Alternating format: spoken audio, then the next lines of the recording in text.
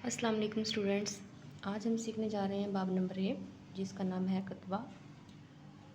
मरकज़ी ख्याल है सबसे पहले इसका, ये कहानी शरीफ हुसैन क्लर्क की ज़िंदगी जद्दोजहद, ख्वाबों, मायूसियों और मामूली सी खुशी के छोटे छोटे लम्हात के गिर्द घूमती है। कहानी का मरकज़ी किरदार शरीफ हुसैन एक आम आदमी की ज़िंदगी की तलख़ हकीकत और हसीन ख्वाबों की आदमी की ज़िंदगी तलख़ हकीकतों, ख्वाबों की नाकामी और मेहनत और किस्मत के बाहमी ताल्लुक़ को उजागर करती है। ये इस बात की तस्वीर कशी करती है कि किस तरह मामूली सी उम्मीद भी एक शख्स की ज़िंदगी को बदल सकती है, और जब वो उम्मीद पूरी ना हो तो मायूसी कितना गहरा असर डाल सकती है।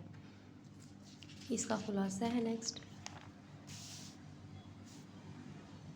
शरीफ हुसैन की रोज़मर्रा ज़िंदगी के दफातर के हजूम, गर्मी की शिद्दत और टांगों के सफ़र के दरमियान गुजर रही है। कहानी की शुरुआत में एक दिन दफ्तर से वापसी पर वो एक कबाड़ी की दुकान से संगमरमर का खूबसूरत टुकड़ा खरीद लेता है। ये टुकड़ा इसकी ज़िंदगी में नई उम्मीद और ख्वाब उजागर करता है। वो सोचता है कि एक दिन जब वो तरक्की करेगा, इस टुकड़े पर अपना नाम खुदवाएगा और अपने नए घर के दरवाजे पर नस्ब करेगा। ये संगमरमर का टुकड़ा जो महज एक बेमकसद ख़रीदारी थी, शरीफ हुसैन के ख्वाबों की अलामत बन जाता है। वो इसे तरशवाता है और इसे अपने घर के लिए अपना नाम खुदवाता है। लेकिन जब वो इसे अपने मौजूदा घर में लगाने का सोचता है तो इसे एहसास होता है कि इसके घर में ऐसी कोई जगह ही नहीं जहाँ से ये टुकड़ा नस्ब किया जाए। शरीफ हुसैन अपनी तरक्की के लिए सख्त मेहनत करता है, लेकिन तंगदस्ती, सियासत, किस्मत और हालात के सबब हमेशा पीछे रह जाता है। एक मौका पर इसे आर्ज़ी तौर पर दर्जे अव्वल के क्लर्क की जगह दी जाती है, जिससे इसके अंदर उम्मीद की नई किरण जागती है। वो इस मुख्तसर मुद्दत में अपनी मेहनत और काबिलियत को साबित करने की भरपूर कोशिश करता है, लेकिन जब असल क्लर्क वापस आता है तो शरीफ हुसैन को दोबारा अपने पुराने ओहदे पर आना पड़ता है।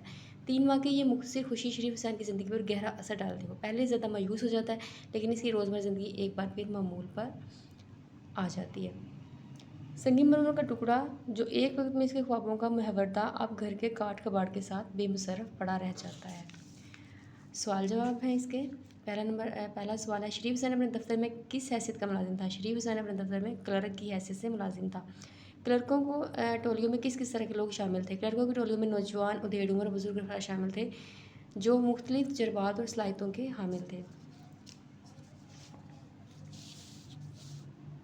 थर्ड क्वेश्चन है, शरीफ हुसैन के संगमरमर के टुकड़े के नक्श क्या इस्तेमाल सोचा था? शरीफ हुसैन ने संगमरमर के टुकड़े का क्या इस्तेमाल सोचा था? शरीफ हुसैन ने संगमरमर के नक्श के टुकड़े का दरवाजे के बाहर नस्ब करने का सोचा था। शरीफ हुसैन की मौत किन हालात में वाक़या हुई? शरीफ हुसैन की मौत कंपल्सरी की हालात में वाक़या हुई। उसे सर्दी की वजह से निमोनिया हो गया और 4 दिन बिस्तर पड़े रहने के बाद वो मर गया। शरीफ हुसैन की मौत के बाद इसका बड़ा बेटा संगमरमर के टुकड़े को किस मसरफ़ में लाया? शरीफ हुसैन की मौत के बाद इसके बड़े बेटे ने कतबा अपने बाप की कब्र पर नस्ब कर दिया। इसके साथ ये देखें आप कुछ इसके अल्फाज मानी हैं, गृहस्थी, खानादारी, घटिया, ख़राब, सोजिश, जलन, ये सब इसके मीनिंग्स हैं, आप देख सकते हैं। ठीक है, चहल पहल, इसी सारे इस तरह के इसके अल्फाज मानी हैं। Thank you for watching. अल्लाह हाफिज़।